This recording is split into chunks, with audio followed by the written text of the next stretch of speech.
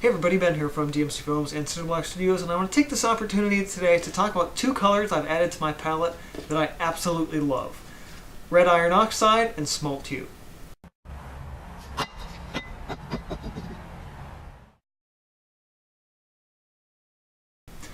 So I've noticed that every sort of 3 to 5 years, I start kind of really looking at my color palette and really looking at what kind of different things that I'd like to do and different colors that I'd like to try. Over the years, I've sort of added a few here and there and sort of knocked a few off. A few notable ones were Naphtha Red Light, which is an old red I used to use. I've pretty much switched to just cadmium red at this point.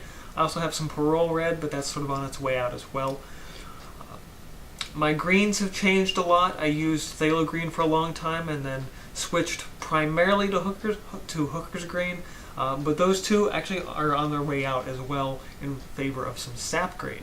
But that's actually a video that I'm going to be making probably in early 2017, talking about really a new set of colors for me. And part of that new set I want to talk a little bit about today. So back in April I got the chance to try some red iron oxide, or just called iron oxide red, or its kind of name varies a little bit between different brands. But I got the chance to try it in some of the Golden Fluid line, and I fell in love with the color. I was like, okay, I had already kind of been looking at it ahead of time.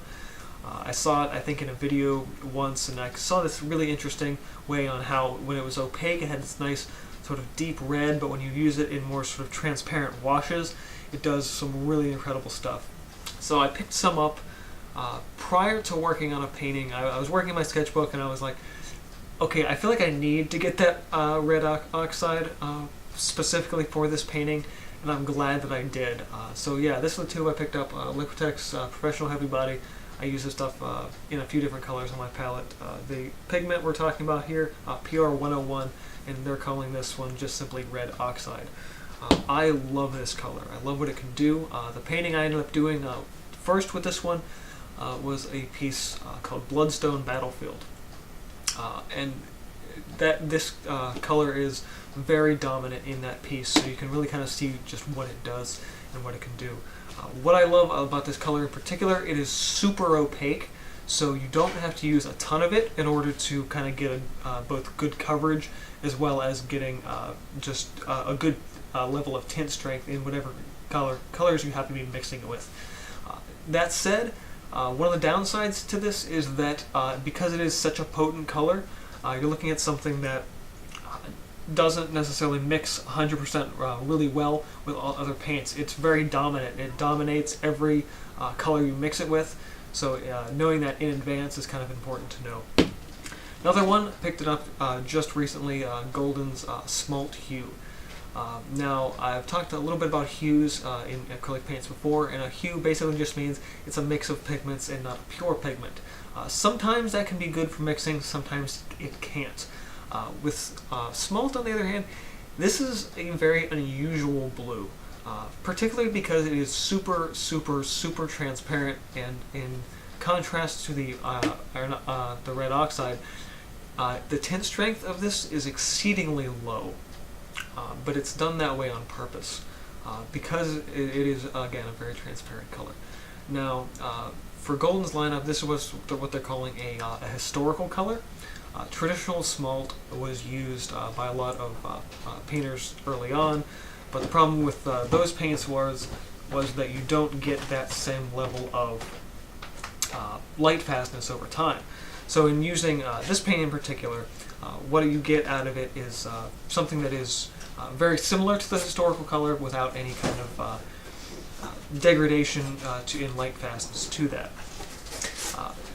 Biggest interesting thing about this, though, is that because it's such a low tinting color, if you want to make something or make a big batch of this color, you either don't have to use a ton of it in order to get a lot of color on your canvas, because again it's very transparent. It's going to have almost a watercolor effect, but when mixing other colors into this, you don't have to use a lot of those colors. This color is easily overpowered by anything that touches it or that it touches. So if you have a little blob of this on your palette and you mix in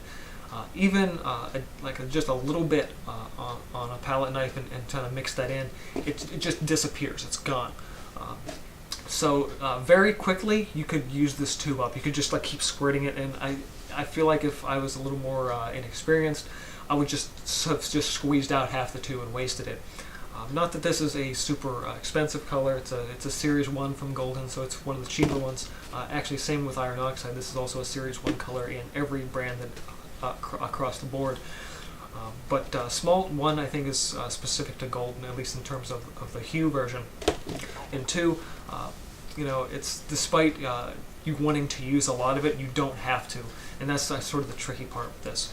So those are the 2 new colors on my palette that I really wanted to highlight today. And if you're looking for some interesting things to add to your palette or maybe switch out some colors for, definitely check these out. Again, Smalt Hue is kind of in my realm of like quinacridone magenta, in that it's a specialty color. It's not something I'm going to be using all the time, but I'm really happy to have it. It's also, again, like quinacridone, very, very transparent. The Red Iron Oxide, I'm in love with this color. It's one of my new favorite colors to paint with, and I'm using it, what I find to be in almost every painting since I've picked it up, whether or not it actually shows on canvas that way. So that's just a little preview of sort of my new upcoming color palette coming up in 2017. Subscribe for more. I hope these couple of colors got your mind working for things to try for yourself. Hit that like button if you found this inspiring. Get subscribed if you're not already. I think I've already said that, and this has been from DMC Films and Cinderblock Studios. See you guys next time. Acrylics. Choosing a artist or professional grade paint will pretty much keep this problem from ever being a problem for you. Unlike student grade paints, higher quality paints have a certain sort of base standard to them that they usually only use level 1 or level 2 light fastness in all of their paints.